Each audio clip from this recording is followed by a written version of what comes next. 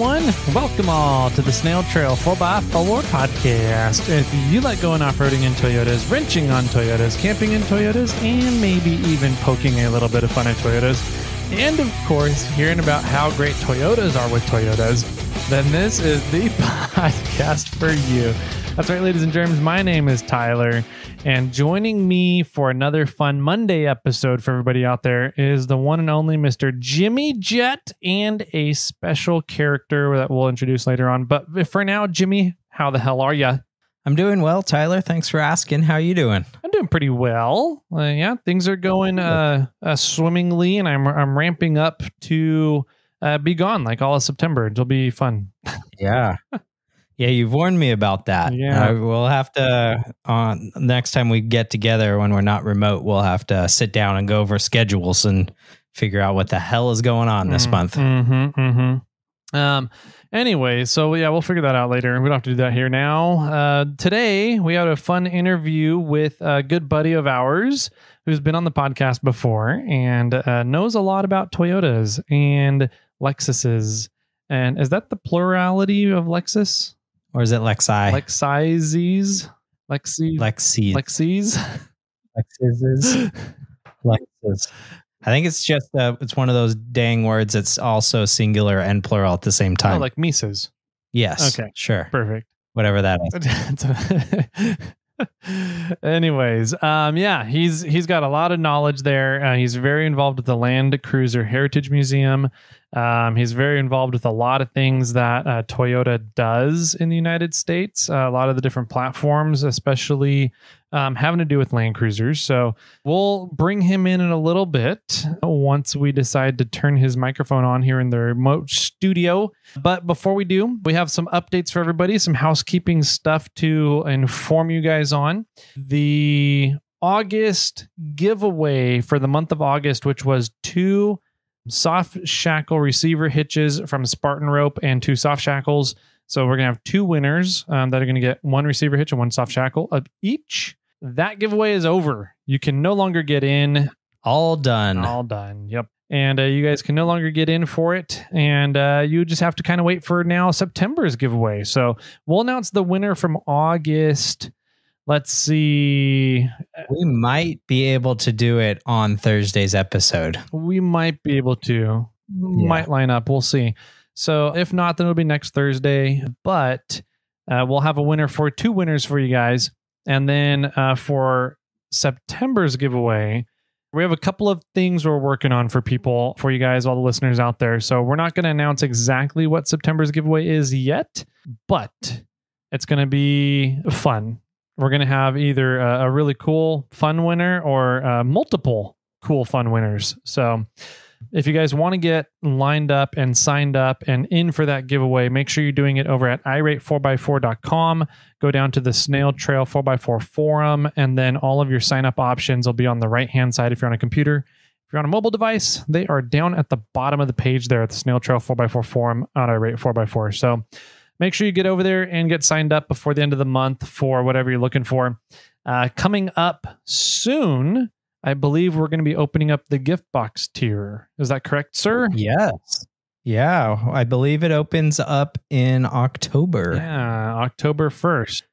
Coming up here pretty quick. We're going to open up the next round of gift boxes, and hopefully we'll have everything in on time to send out the gift boxes. So that's going to be pretty exciting. Yep, I think we got... Lee Lim, I'm looking at you. Yep, I think we got a pretty good. We're pretty close to having everything in here. We're just waiting on a little something from ReRim. So, yep. And did the other thing come in? Yes, it came in today. Oh, did it? Okay, perfect. Sweet. That's good to know. So we can almost start making these here soon. Just about, yeah. So we're ahead. I'm excited for this gift box. This is something that I've never really been super into, but I got some recently this year, and it's been a lot of fun to use them. So yes. It'll be, I think, for a lot of our listeners out there, you guys are really going to enjoy this gift box. Let's see, what else do we got? We got some giveaways for reviews that we got going on. Oh, we need to send out a swag pack for Mr. Dakota Car. Yes, we do. Sorry, Dakota, we have not done that yet. Hopefully by the time this episode is released that has been shipped out. If Tyler has some Snail Trail 4x4 stickers. Good question. I may have the 4Runner back this weekend, so they're in the 4Runner. So probably not by the time this episode airs. But we'll get it out to you, we promise. Yeah. And every 50 reviews from here on until 750, we're giving away swag packs. So don't think that, you're out of the forest yet or whatever saying you want to go with. Swinging a cat across a dead yard. Swinging cats and throwing darts at a wooden wall or whatever. But get in, leave those reviews. Every 50 reviews, we're giving away a swag pack. Once we get to 750 reviews, we're giving away a set of Yokohama tires. Yep. And I believe I have heard from pretty much everybody on the winch group buy. So the super winch group buy.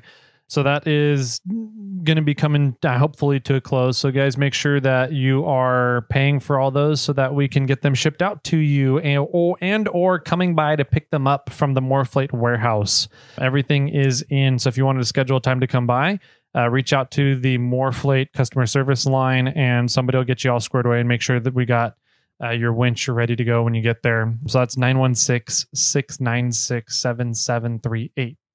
Cool. And if you don't want it anymore, don't feel bad and don't ghost us. Just tell us that you're not interested anymore because we actually have more buyers for these winches. Yeah.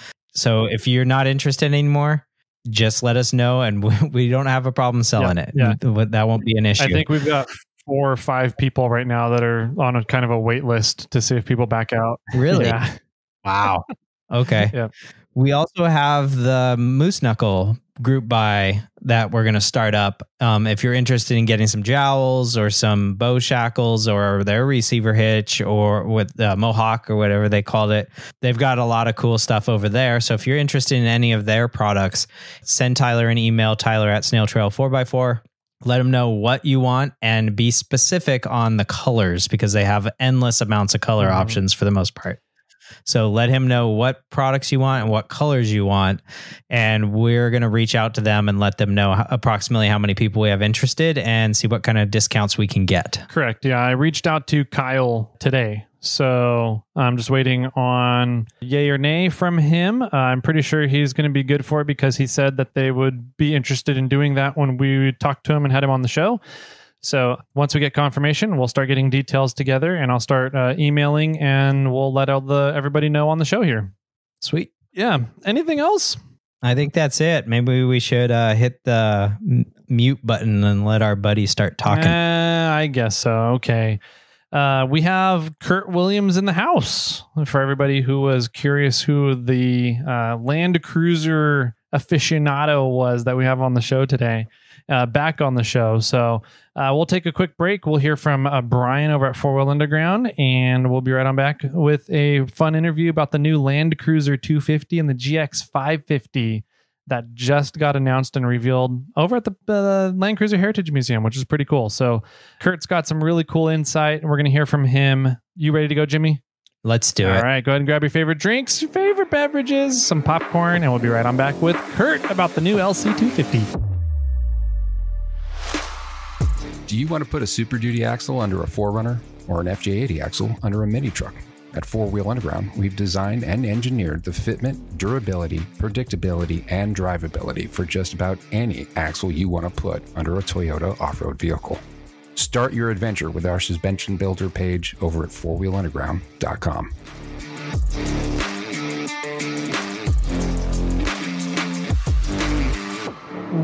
Welcome back, ladies and gentleladies, everybody out there, boys, kiddos, girls, everybody, all the doggos, the trail dogs, for everybody out there.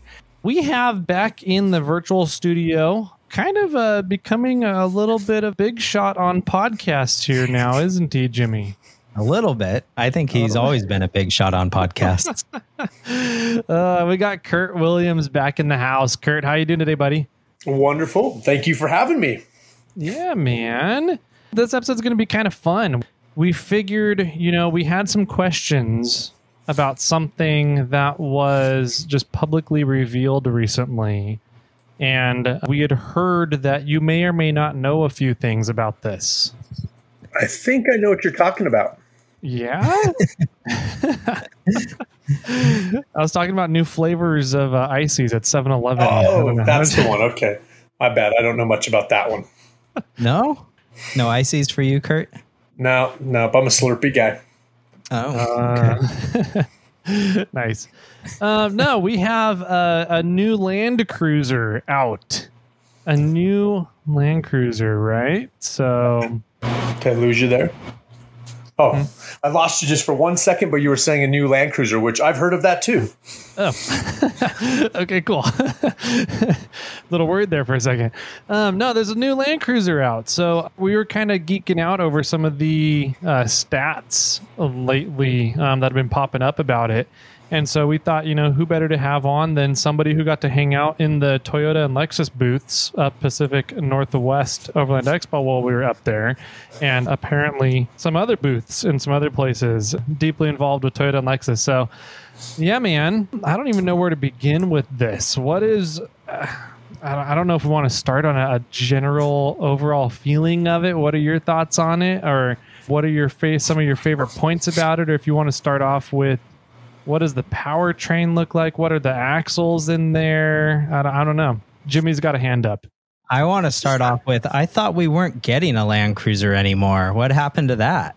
Well, that's what everybody thought, but that really came down to a life cycle of the 200 series turning into the 300 globally. But the 250, the Prado still had a little bit of overlap time there. So there was this little window where it went away from the US. And we all thought that, like, oh no, the Land Cruiser is going away. So I'd say the most exciting spec is that there's a new Land Cruiser. That's very exciting. And with that, we have an all-new GX as well. So the two are on a very similar shared platform, which is shared with a lot of the platforms these days too. There's more than ever, they're sharing a lot of components and engineering.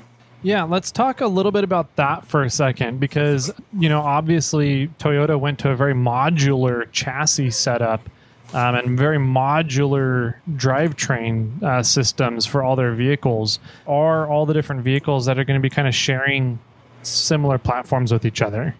So it's the new global, they call it the TNGA-F. It's a body-on-frame platform. So these are all still robust bodies with certainly has a true frame. So we're going to be Tacoma, Sequoia, Tundra, Land Cruiser, GX, and LX all have a very similar frame platform. Oh, interesting. I thought that it was more of like the mid-size vehicles are going to be on one frame chassis platform, and then the fuller size vehicles like the Tundra, Sequoia, the LX300, those ones are going to be more on a different platform. So that's not true? No, I would need to look into that. I'm pretty sure they're all like the thing that changes in them is like the widths, and there are different changes, but they're kind of that same shared platform. So I'm pretty sure they're calling it all the same one, which is that TNGA-F. It's like the global truck platform. The all new Land Cruiser's on that. The GX is certainly on that same one too. So I'm quite certain that the others are. And right down to the wheelbase of the new 250 and the GX 550 is identical to the 300 series and the LX600. So they're very similar in lengths as well. It's where the widths is kind of where things change in those cases. Sequoia is a little longer yet. Okay. So with the new TNG AF platform?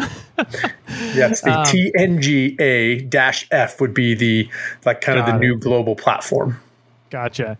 So this new platform, it's obviously going to make the vehicles a lot easier for Toyota to manufacture. Some of the design changes in between them are going to be, is it going to make a lot of the vehicles very similar to each other? Like, is there going to be a point in going with one vehicle over the others anymore? What's the story there, do you think? Well, yeah, I think there's still, personal opinion, this isn't speaking with any design iteration of what Lexus and Toyota are thinking behind the scenes, but absolutely, I think they all still fit a very different market. Truck, light, medium-sized truck, all the way up to a full-size truck. The Sequoia is still a much larger SUV than, say, the new Land Cruiser. And then you've got the premium and the luxury edition, kind of like a higher trim level that we've always seen out of the Lexus. So I think there's absolutely going to be a great home for all of those. Nice. Good to hear. So there's kind of a fit per person, whether they want a truck or an SUV, a larger size SUV or a smaller size one. There's kind of all these different levels for whatever a person prefers.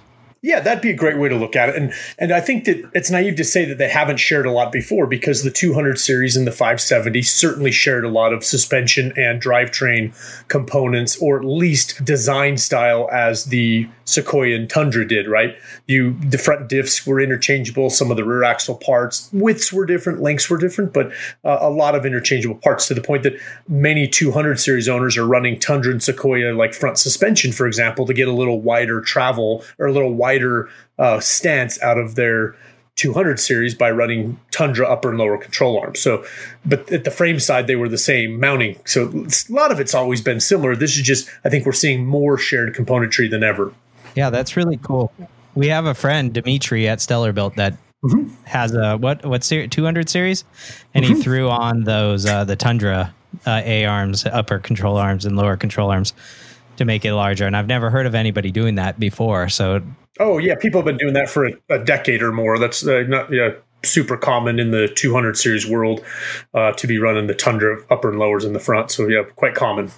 Nice. So it sounds like with Toyota sharing a lot of the same componentry, sharing a lot of the same, I don't want to say design characteristics, but a lot of the same engineering characteristics across different platforms. Where does the new Land Cruiser fit into the grand scheme of all the options out there here now? Yeah, I mean, good question. I think I'm excited as anybody to see kind of who the buyer is for that and kind of what they look like as a shop. I look forward to getting to build those and seeing customers bring those in. But what we do know from the details they've released, I don't think pricing has been finalized in any format yet, but they're saying starting in the mid 50s. So that's a really big difference from where we left off with the 200 series in 2021. They were in the high 80s, but really selling in like the mid 90s and even up and up from there in 2021. So this is a big difference. So my opinion is I think we're going to see a lot of new blood and new buyers that were probably never traditionally Land Cruiser buyers getting into those platforms. So I think it's a great thing for the Land Cruiser community. Ironically, there are a lot in the Land Cruiser community not happy with the new model, and that happens with every single new model that's ever come out of the Land Cruiser. You know, I was a 15-year-old with an old ratty FJ40 when the 80 series was still sold new. And I remember going to the dealership and seeing the brand new 80 series thinking like, oh, that's not a Land Cruiser. You can't even take the top off of it.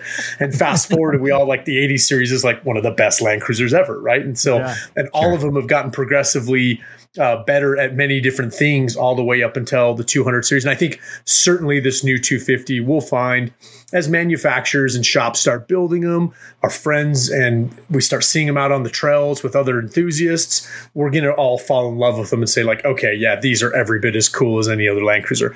But you know, there are some still that don't think it's a Land Cruiser unless it's got a solid front axle and you can take the top off. And there's some even yet that would prefer to have a carburetor and, you know, right? Like everybody has something that they long for, but the reality is like those items a carburetor's not coming back anytime soon for good reason. Yeah. Yeah, that was going to be my question, because, you know, Land Cruiser is, I forget the stat exactly. I want to say it's the longest running model in an OEM factory from one of the OEM manufacturers, longest running 4x4 model ever. Yeah, that sounds true. I can't think of anyone that's longer. I mean, they've been using the Land Cruiser name since the mid 50s. Right, as it went from the BJ naming to the actually got the name Land Cruiser all the way up until current. There's always been a Land Cruiser, and in many cases, a lot of different iterations of a Land Cruiser: a short wheelbase, a mid wheelbase, a long wheelbase troopy, a truck, a short truck, a 4-door truck. So they have always been a solution provider under that name for many, many years now. Yeah, so before I get to my next question, let's talk a little bit about some of the features of the new Land Cruiser. Powertrain, axles, off-road ability, that kind of stuff. Street ability, drivability, creature comforts maybe. What are some of the stuff that you know about the vehicle to kind of set us up with what is coming on the new Land Cruiser? And maybe if people are looking at possibly getting one, what features are they looking at here in this, guys? Yeah, so all of them are going to have that same iForce Max. It's a turbocharged 2.4 liter 4-cylinder with the hybrid. So between the power of the motor and the hybrid technology, it's got pretty impressive numbers. I'd say really impressive numbers. It's like 326 horsepower and just over 460, 465 pound-feet of torque. So, I mean, it's a pretty torquey monster, despite being a 4-cylinder. But as we know, power plants are getting a lot more efficient and smaller at the same time. So the big one for me is we've seen advertised, or at least seen noted, that they're expecting somewhere like in the 27 mile per gallon range. So that's a really big difference from previous Land Cruisers. I've not had a chance to drive it yet, so I really look forward to it. We had the units at the museum there, but they weren't available for drive, and I was there working on behalf of the museum, facilitating kind of the reveal and the presentation. So I got to spend a lot of time around the new Land Cruiser, but didn't get to drive it. They haven't done any drives of those with the public yet. Then I got to see it again this last week in a first edition model. And we're going to have a first edition at the Cruiser Fest event in a couple weeks here, actually a week and a half. We'll have one on September 9th back at the museum for the public to look at. And we're really excited to get to see it again and get a look at it, a little more detailed look. Nice. Do you think they'll be taking one into the Rubicon Springs for Rubathon? That's a great question. Probably not this year. These are still a ways off of production. So anything that's floating around in the U.S., the ones that are being shown are early concepts or early prototypes. So they're not exact. They're not going to be pushing those out on the trails like that quite yet, I don't think, because they've got a lot of showing and a lot of display to do. But I hope to see them out there soon. That'd be fun. Yeah, that'd be a lot of fun. So that engine, that's they're still doing the P2 hybrid setup, right? In those, correct? I'm not exactly sure on the hybrid technology of it. It's a nickel metal hydride battery paired up with an 8-speed. So it's the one motor hybrid, so inline. So you still have kind of the best of both worlds, I guess is the way to look at it. V8 power out of a 4-cylinder motor is the way Sheldon Brown, the chief engineer of the Tacoma, put it, which is the very similar drivetrain. I'm not super up to speed on all the hybrid technology just because it's one I haven't really tracked, but I'm finding myself like super spooling up on it now. Yeah, if it's the one where it's in line with the drivetrain, it's essentially the motor is positioned between the engine and the transmission. So what's really cool about it is that it gives you that instantaneous torque right into the drivetrain from zero and go, like they've been doing on all their other stuff, the twin force hybrids in the V6 models. So yeah, it's that 460 foot-pounds of torque out of a 2.4 liter engine is extremely impressive. And getting up into 27 miles per gallon, that's a pretty cool numbers that they're spouting out there for those. Do you know anything about what's in the axles? I don't. We were crawling underneath the one as best we could at the Overland Expo event this last weekend, and it's hard to say what the size is. It looks bigger than what we've traditionally seen on those like middle platforms, like a previous 150 series, for example. But it's hard to say without actually getting one out, and the front diff is pretty well covered up by the skid plate and the drivetrain system, so weren't able to get a really close look at that. And I've not seen any published specs on what they have axle-wise. Gotcha. Can we assume that it would be something similar to the 9.5 or maybe larger from there? Because isn't the 9.5 fairly standard in most Land Cruisers? It's fairly standard in most of like the full-size chassis Land Cruisers. So certainly we've seen that since the 40 series all the way up until the 200 series had the 9.5. Though things changed. They went from like 10 spline shafts to 30 spline shafts to 32 spline shafts. So things got bigger and better. Pinion shafts got a little bigger as well. But that wasn't always shared in the like 150 series. So it's not a foregone conclusion that would be in the 250 because it is based on that kind of smaller platform, the little smaller chassis size. Traditionally, that's been like an 8, 8.2, 8.4. So it's kind of hard to say what's going to be in that one. I'm more excited than anybody to get one of those opened up and see what's in there. Yeah, I'll be waiting for a video call from you once you get one. Once you get your hands on one, you're opening up the diff.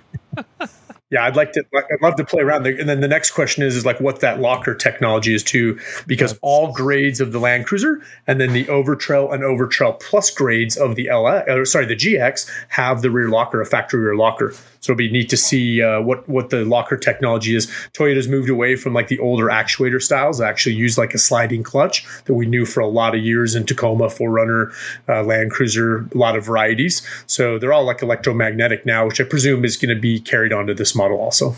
Yeah, that makes a lot of sense. I know that Toyota is still staying away from front lockers on everything. I was curious with the pedigree of the Land Cruiser and how the FJ80s were one of the first vehicles in the world to get front and rear e-lockers. If there was any talks, any consideration at all of those coming back in the front on the new 250s. Not that I've heard of. I don't think they're naive to the fact that the community has asked and asked and asked for that again. The way I look at it is this is the first time we've ever seen the full Land Cruiser line, at least for the North America models we're going to see, have a rear locker. So it's kind of already a big plus there that every single model made of all three grades will have the rear locker. The front locker, while I'd love to see it, the aftermarket will absolutely solve that. If it does share components, as we hope it does with like 300 series overseas, there is a front locker available on some of those trim levels. The GR package, for example, has a front locker available. So there may be some really cool ways to tie it together and have a factory-esque front locker, but I don't personally foresee that happening in the U.S. market anytime soon, just because of the overall use and what kind of use case the front locker sees. We love to use them and we like to go out, but I think it's fair to say 95% of your off-road is done with the rear locker off. I think that's probably pretty safe to say, right? And so that maybe like 5% at most, you use a rear locker. And then of that 5%, what is the actual amount that somebody needs a front locker? So it's really a low use case. And I'm not saying it's not valid, because I love locked vehicles and have added them. And you spend a lot of money to put them in some of my other vehicles. However, I kind of see where they're at from a drivability, because then it also adds a lot of additional strain to IFS front ends that can be overcome, no doubt. They've done it with the 300 series, but at what cost and kind of at what markup across all the vehicles. So I think they were really looking at, personal opinion, getting to that $55,000 range meant that you weren't going to be able to do every single thing everybody wanted. Yeah, that makes a lot of sense. Keeping in mind that it is supposed to be a $55,000 price point vehicle, I think that just makes a lot of total sense. I think it's impressive that it has the rear locker at $55,000 price point, considering the price of cars nowadays. Right. Yeah, I agree. Yeah. How much experience have you had with some of the newer A-Track systems in helping the brake management system to manage activating the brakes and the front axles in place of a locker? I mean, a lot. I mean, the 200 series has had it for a lot of years. I had 100 series with it for many years before that. And the newer systems are just continuing to getting more autonomous and smooth. So while early A-Track systems were kind of both crawl control and the slow speed cruise control, but the A-Track the other direction, which both are kind of essentially working the brake system to provide traction. But they were a little notchy in the early days. Any of the newer stuff is certainly a lot smoother. And I would expect that this new model has a very compliant system that makes it pretty easy to drive through and with the A-Track to make it work in your favor. Do you think that sooner or later we're going to get to the point where we're not going to need a front locker because the A-Track might be so good? No, I don't know. I think that I think it's going to get close and do the job for most people. But look, you can put yourself in plenty of situations in off-road terrain where a true locker is still a true locker. So I like A-Track. I think A-Track's really neat. I think crawl control and multi-terrain select are really cool features too. However, they still don't replace just having a good compliant suspension and having true locked axles when you need them. That's because when you need both, the A-Track can certainly help provide traction to a tire that otherwise wasn't spinning because the path of power was going to the tire maybe in the air or with loose traction. But there are still absolutely times that you just want both of them equally pulling on a big climb, a big grade, a bump up of an obstacle. That it's a different function than A-Track, right? We can kind of agree there that there's not always a time where brake modulation is going to do the trick to pop you up an obstacle. Yeah, my big, I don't want to say issue with A-Track, but because I do like the technology, I think the technology is doing a great job, but it's all retroactive. The tire has to slip first before it'll engage and figure its life out, right? So whereas you flip a switch on a locker and you can do it proactively before you need it, and you can anticipate when you're going to need it. That's kind of where I'm like, I can't ever foresee A-Track really taking the place of an actual differential locker. But it'd be interesting to see as electric vehicles and electric hybrid vehicles improve, what happens when we start putting motors on each of the axle shafts instead of in the drivetrain or up in the transmission and engine areas. I don't know. I think that's fun to see the technological advances of off-road technology OEMs are coming out with. with the new Land Cruiser, it is a little bit of a smaller vehicle. I don't want to say smaller vehicle. It's not a small vehicle anyway, but it's roughly the same size as a 4Runner, if not a little bit smaller. Is that going to be a big thing for the overlanding community? Is it going to be a big thing for getting it through tighter trails? What's the use case, do you think, for these guys? I think all of the above. I mean, it's certainly going to lend itself well to overland travel. Now, with the hybrid battery being in the back, we're being told there won't ever be a third row, or at least for the initial launch in that back. But that's not a big detriment. That just lends itself really well to building out storage systems and drawer systems in the back. So already at the expo events, we've seen companies like Goose Gear and others looking at those and saying, like, all right, this is going to be a great platform to build into and hook up with.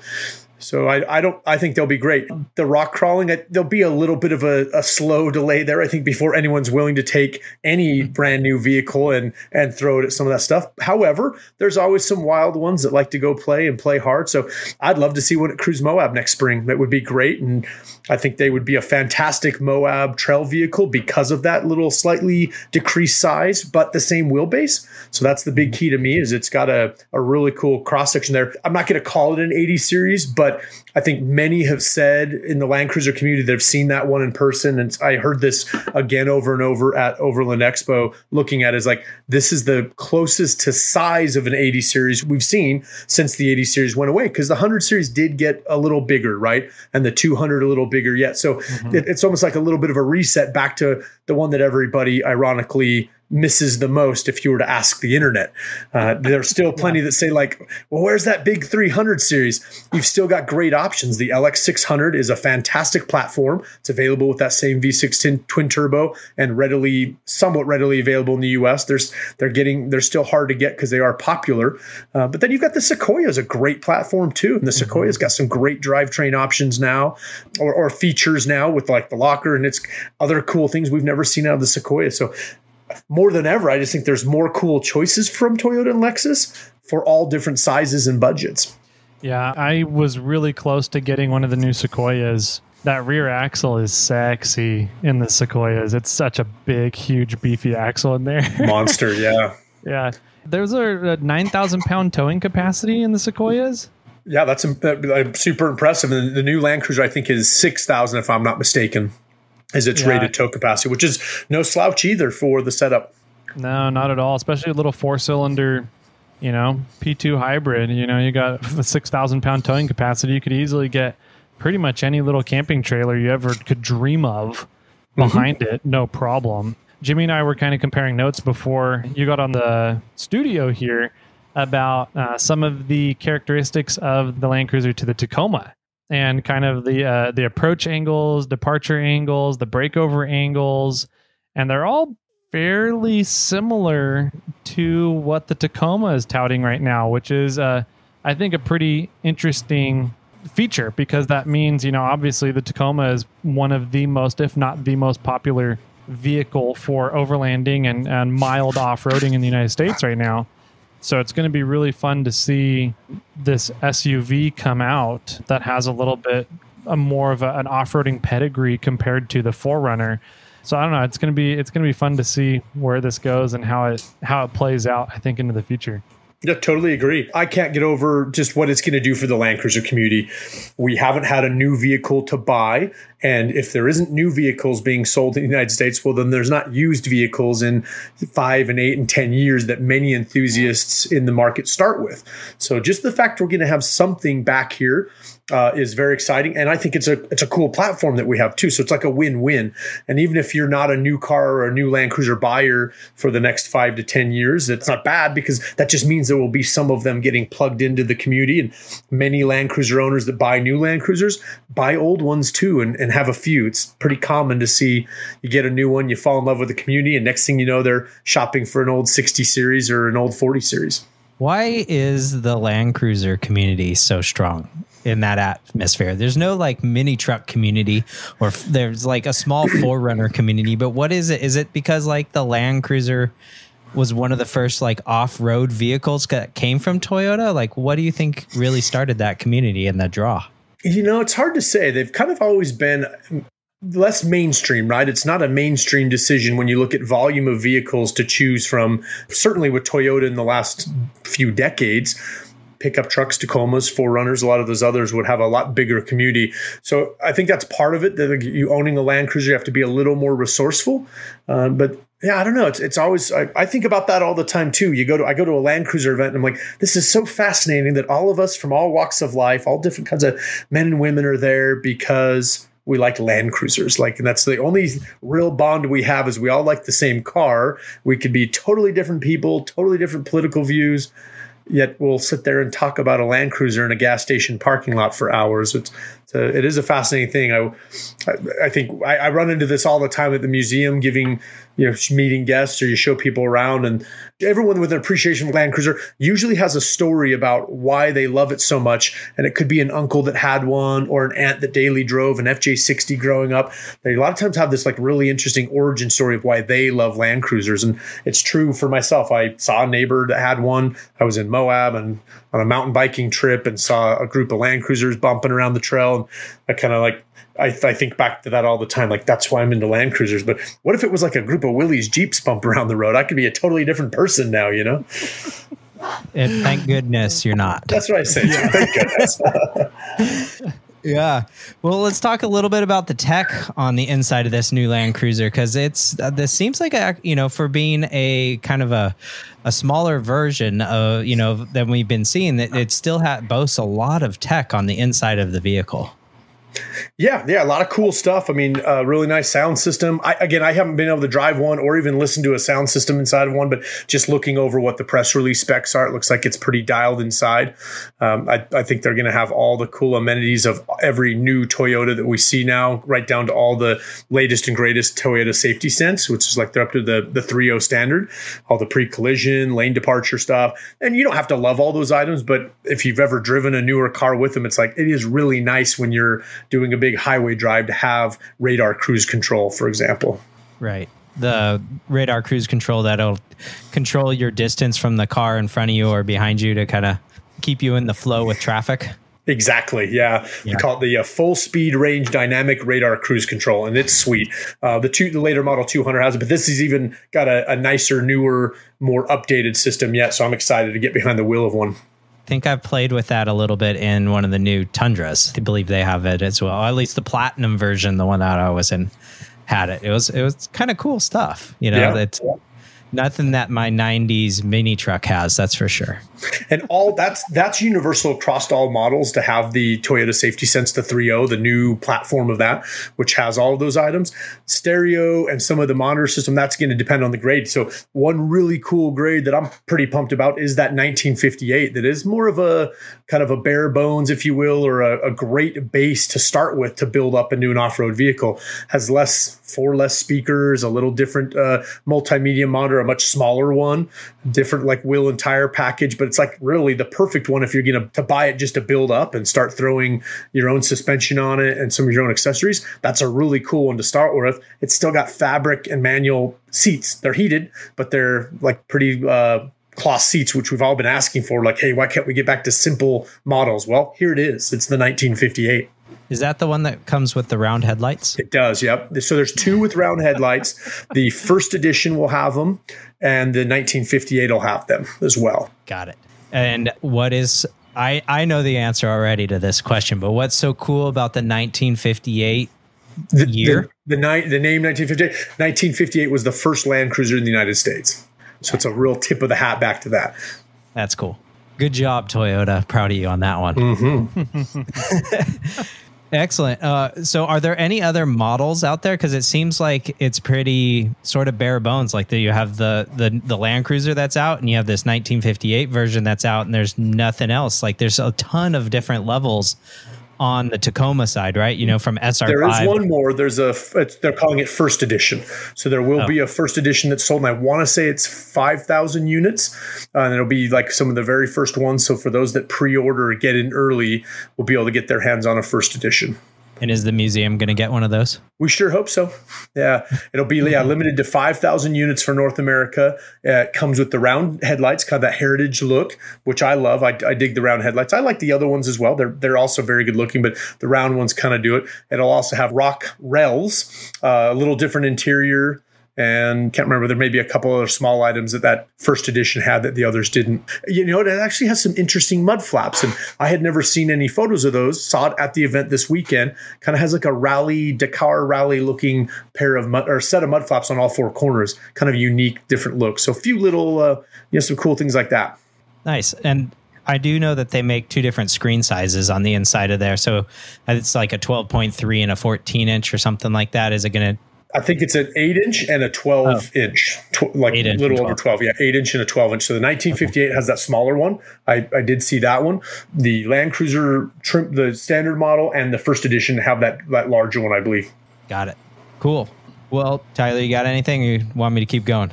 Go for it. I was wondering if you could tell us a little bit about the Land Cruiser Heritage Museum and the release of the Land Cruiser in the United States and the party you guys had. Yeah, absolutely. So we were approached by Toyota last year about them renting the museum for a private party, and really didn't know exactly what it was going to be for. I personally kind of had an idea or had a vibe that something new was coming. I was hopeful, optimistic, right? Keeping my fingers crossed. And they, so it was basically closed for several days while they set up, and they brought in a big production company, and the turned out amazing the way that everything got set up. So we were on the hook. When I say we, the museum staff, we moved about closer to about 20 vehicles out of the building, and we put them outside, arranged really neatly. But that made a lot of room inside. I know both of you, have you been to the new building? I know you've been to the old building. No, not the new one yet. Well, we got to change that. But the new building, we're at 101 vehicles in there as of today, and there's not room for 102. It is full, like full, and full.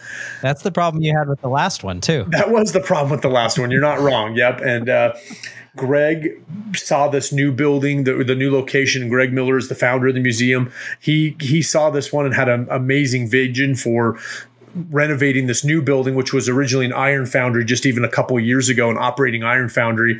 I went there to visit it with him early on and thought, like, man, I don't see it. Like, this place is crazy. There's like train tracks through the middle of it and tractors everywhere and just mounds of sand and forms everywhere. It was like crazy, but it is an amazing building now that's all renovated inside. He did his artistic eye was just fascinating. But with that room that we had, by moving those 20 vehicles out, they were able to set up like a very large screen that hung up from the ceiling and have this really cool reveal party for the media journalists, their invited guests, inside of the building. So it was just a really cool experience to see that. And they basically just lifted the screen up and rolled these two vehicles in as part of the official debut. Were they running, or did you literally like pushed them, rolled in? No, they drove them in. Sorry if I said, we pushed all the vehicles out. They drove theirs in.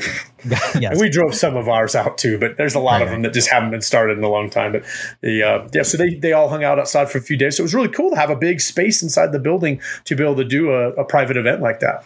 So how soon up to the party did you realize that they were going to be releasing the new Land Cruiser? Well, I mean, like the journalists and the media kind of already started hinting at things, and I had some pretty good inclination as well. So I don't think I wouldn't say I was surprised when I got there. I'll leave it at that. Sure. What is a Toyota party like at one of those events? I mean, is it just media and, talking about an event, or is it actually a celebration for the engineers, or? No, this was definitely a working event for the media. So for the days, several days, at least 2 days leading up to the actual reveal, the vehicles were on site there, and journalists were coming over. Small groups could come over and actually spend time with each of the two models that were there. One was inside, one was outside in an enclosed off protected area. And that's all the content you're seeing from many of those YouTube, Instagram, and different formats journalists. So they were able to come get all that, but they had an embargo, so they weren't able to share that information until a certain time. And that time coincided exactly with like the the reveal of that, which was also a global reveal. So there were other reveals happening around the world simultaneous. So yeah, then everybody was back for the final day, and there was a lot of staff there from Toyota and their production company that they use, and a handful of different groups. But by and large, the bulk of it was their media guests that they invited from a wide variety of different publications, YouTube channels, car reviews, newspapers, etc. Got it. Is it the Overland Mountain event? Which Overland event was the event last weekend? Was the Overland Expo Mountain West. So Overland Expo does 4 events a year, and this one was the Mountain West event in Redmond's PNW. It's about an hour north of Denver, and I'm trying to remember the name of the exact. Oh, Loveland. It's Loveland, Colorado. And that was, you were saying in the off air, was the first public release showing the Land Cruiser. How'd you think, or how'd you take the public's reaction to this? So I was super busy over at the Lexus booth. We were doing a whole bunch of hands-on training, and we had lots of guests coming by to check out the new GX 550. But a few times I was able to sneak over there, and they did a little campfire presentation. Marcus Umlauf, who's the head of vehicle strategy, did just a fantastic job talking about and tying all these vehicles together, and kind of telling about the story of how they got to where they are and answering some questions. But every time I walked past their booth, the Toyota booth, and the Land Cruiser booth, where the Land Cruiser positioned, it had a constant stream of people checking it out. Now, it did have, it was partitioned off, so you couldn't get inside of it, open doors. You couldn't get super close to it. You just get a few feet away. So they didn't have the doors open and people climbing through it, but a lot of excitement there for sure. The GX that we had in the Lexus booth, it was available and open. We did have guests sitting inside and able to kind of check it out, check out the back seat, check out the rear cargo area, and get a good feel for what that's about. So what is some of the main differences between the 250 and the 550 that we're going to be looking at? I mean, typically when you go between a Toyota vehicle and a Lexus vehicle, it just kind of gets a nicer interior and some more creature comforts. Is that same story here? Yeah, I would certainly say that's true. I mean, it very much feels that way when you kind of compare the two. And again, I've had very limited experience on the inside. We did have the ones there at the museum that we were able to spend time and check out. But I've spent a lot more time in the 550. Definitely some aesthetic changes. So the front ends are significantly different. The GX got a very different looking front headlight structure, hood, fenders. And then the drivetrain's that biggest one, though, that V6 twin turbo versus the 2.4 liter hybrid setup. So no hybrid on the Lexus version on the GX, and hybrid only with the 4-cylinder on the Land Cruiser. So to me, that's going to be the real differentiation point, because drivetrain, everything else downstream drivetrain is going to be very similar, full-time 4-wheel drive, same, very similar axles, very similar suspension. And we expect, I don't know this for a fact, but we certainly expect that suspension will be interchangeable between the two, much as they have with any other 200, 570, 300, 600, 460, 150 series, etc. It's funny you mentioned that. I'm looking at a couple pictures side by side right now of the 250 and the 550, and it's very, very different front looking. The 250 almost looks like a little streamlined FJ Cruiser kind of thing, rather than anything like the front end of the 550. And the 550 looks like, the recent 460s and 470s that have been coming out in the past couple of years. So it's interesting. I didn't pick up on that right away until you said it, and I'm like, yeah, now it's 100% obvious. Yeah, and I love the look of the new GX 550. I like that. I really like that front end. I like them both. You mentioned the Land Cruiser having a bit of an FJ Cruiser vibe. I see a lot of things out of it when I look at it. I kept some 70 series lines from the side, the way the fenders integrate. Definitely kind of see some 80 series with the windows. The dash has got kind of the round, definitely has the round vents, AC vents that you saw in the 40 series, or sorry, the 60 series and the 70 series. But the vibe you mentioned about the FJ Cruiser is very curious, because the designer, not the engineer, but the kind of the exterior designer and the overall designer of that vehicle his name is Jin-Won Kim, a wonderful gentleman. He was at the reveal, got to meet him and ask a few questions, and he's going to be coming back as the keynote speaker for Cruiser Fest in a week and a half here. He also was on the FJ Cruiser platform. He also worked on that platform. So he works for a company called Calty Designs that does a lot of work with Toyota on designing the vehicles, kind of the aesthetic features. So I think it's probably no surprise or shouldn't be too shocking that there is a little bit of that same vibe between the two, which is a great thing in my opinion. I think they both look really cool. Yeah. I don't know if we ever said the starting price point of the GX. Looks like it's going to be in the 87 range. Is that correct? Or I haven't heard that. They haven't announced any formal pricing yet. And the last I've heard is that they're just looking to the GX will kind of start and carry over where the previous GX, the 460, leaves off. So that's kind of the best answer I've heard so far. I think definitely some of those higher trim levels will get into that range, like the Overtrail and Overtrail Plus, that have that rear locker, have some of those other really a tip of the hat to the off-road community. I think those are going to be fantastic machines to build and use for off-road overland activities. I think those ones are going to be at a little more premium, of course, but haven't heard any official pricing yet. They haven't made any. Gotcha. So we're looking at production-wise. These things are going to start rolling off the line, early next year, late spring? Early spring, late winter? Or? The GX, they've said end of this year goes to production. So we'll be seeing those sometime early to mid next year. And the Land Cruiser's a few months behind. I think the press release or the data they shared at the reveal was that it goes to production like early or kind of spring of 2024. So we'd see them at dealers sometime in late spring, summer timeframe. I think that's the best I had heard on those. Gotcha. Well, cool, man. This has been really fun. It's been interesting to kind of learn more about some of the new features and get some insider information about the Land Cruisers coming out and the GX 550, kind of the shared platform, what we're looking at for these, and what can people expect if they're looking at possibly a new SUV in their future. So any other tidbits you can think about to tease people with on these two platforms? Yeah, have we missed anything? Is there a topic on the Land Cruiser that we completely haven't talked about yet?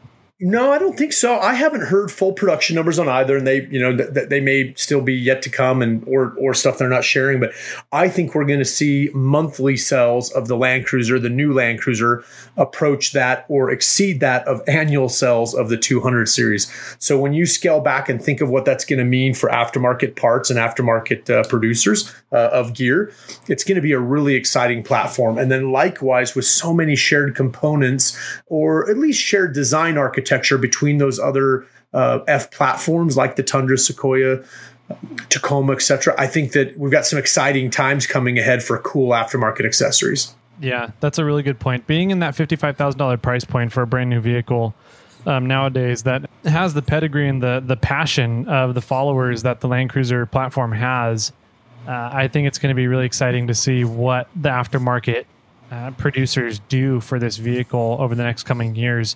We got to sit down and talk with somebody from Toyota marketing about the whole Trail Hunter platform and how aftermarket is going to be blended with new vehicles off the factory floor. Are those same options going to be available for the Land Cruiser here as it rolls out too? Do you know? Nothing on the radar that I've heard about or anything that I've seen publicized. I know that Trail Hunter program is really exciting and been able to spend a bit of time around that at the different events. And the chief engineer of that one, Sheldon Brown, did speak on that a few times at the previous Overland Expos, including the reveal for the Trail Hunter. It's a really cool program and a really cool platform. So my only hope is that sells so well in the Tacoma that they go, we need this in every single platform. And I say the same thing about the Overtrail trim on the GX. I hope it works so well on the GX and they have so much demand for it that they look at doing that like on the LX as well. It'd be really neat to see all these great options. And the LX is already a great one to build from, but an Overtrail version with the rear locker and likewise perhaps a Trail Hunter edition Land Cruiser with some more off-road amenities from the factory. Bumpers, other accessories would be really cool too. The aftermarket will solve all of this, right? I'm never too worried about, I don't want to say like we don't need the perfect vehicle from the manufacturer because it'd be great if it was, but we've always found that aftermarkets will, as long as you have a good core, good bones, a good base, which the Land Cruiser has always been and this new one absolutely will be, the aftermarket will solve getting it to be a little taller, putting a little bigger, beefier skid plate on, right? That's what they all love to do, and they will do it really well with these new models. Very, very, very, very true. If one thing that we do well in this country in the off-road industry is aftermarket engineering. So right. Well, and ironically, we take a vehicle that's been so engineered and it's the most reliable it's ever going to be on day one, and we start changing everything about that. But that's a good thing, because that's what kind of makes it your own, and you stylize it. And really, when we start putting needs like it's got to have a good high clearance, heavy duty front bumper because we're going to be going and banging it up against rocks, or we need additional height because we need 35s underneath there for the places we want to go. That's really cool. But I'm totally cognizant of why the OE doesn't like go out of their way to make that package, because it doesn't make sense for them. And from a safety aspect and a liability and a warranty aspect, I totally get where they're coming from. So I look at both the GX and the LC250 platform, and I just see like amazing slates to build great off-road vehicles with. And I think they're going to be fantastic in stock form. But I think with like the little things we all like to do, get a winch on there, get a little plus size tire and a little more aggressive tire, they're going to be great off-road platforms. Yeah, that's cool. That's a great insight to the new Land Cruiser 250s and the GX 550s. Pretty cool platforms coming out here. Thank you, Kurt, for sitting down and chatting with us. If people wanted to throw some questions your way, how can they reach out to you and find you? I'm really easy to find on social media, Facebook, Instagram. I'm at Cruiser Kurt. Always a good way to get a hold of me there. And I can't wait to get behind the wheel of a Land Cruiser. And I really want to go drive just a stock one and go spend some time out on the trails without doing anything to it yet, because I think it's going to be a very capable platform in its current setup. So I can't wait to share that when I get to. Nice. Jimmy, any last questions, lingering things you want to know and pick Kurt's brain about before we're done here? I've got all kinds of questions for Kurt, but not anymore in regards to the Land Cruiser. So we'll save those for another day. Cool. Perfect. All right. Well, if anybody had any questions for Kurt, you can reach out Cruiser Kurt on social media. And if you want to send them on our way, we can get them over to Kurt as well. That's Tyler or Jimmy at snailtrail4x4.com for emails. We've got the social medias at snailtrail4x4 and 4x4 Toyota Tyler. And we also have the voicemail too. So if you guys want to call in and give your 2 cents about what you think about the new Land Cruiser platform, the new GX platform, you can do that at 916-345-4744. So, Kurt, final words that you want to leave everybody with today, final words of wisdom or encouragement, or you can just put everybody down, whatever you choose. No, definitely don't want to. Get out there and go play with your toys. I just came off of this Overland Expo event. We were teaching classes. We did recovery and tire repair and all these like great hands-on skill classes, intro to vehicle build. And I just can't urge enough that, hey, go use whatever you have now in a safe way with a group. So if something goes wrong, you have a good way out, be safe about it. But don't keep on saying, hey, soon as I have XYZ, I'm going to go use my Toyota, because that's not what it's about. You can drive bone stock Toyotas around the world and on a lot of trails and go have a great time with it. Don't let all those little gear and gadgets be your invisible friction point for not getting out and using them. Yeah, I like that a lot, and that's something that we try and preach here a lot on this show. So, Jimmy, final words for everybody out there? This new Land Cruiser 250 looks pretty awesome, but I'm still waiting for the 70 series. When are we getting the 70 series? Keep waiting. Yep, go ahead and keep waiting. I love it. And with that, my friends, keep crawling.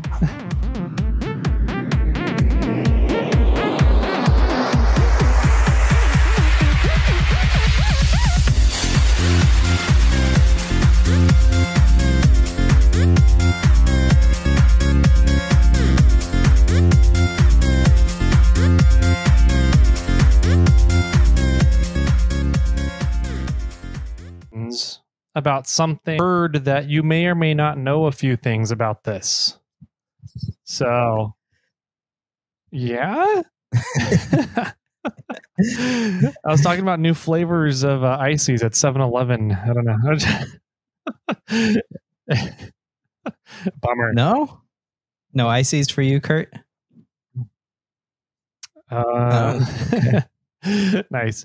No, we have a new Land Cruiser out. A new Land Cruiser, right? So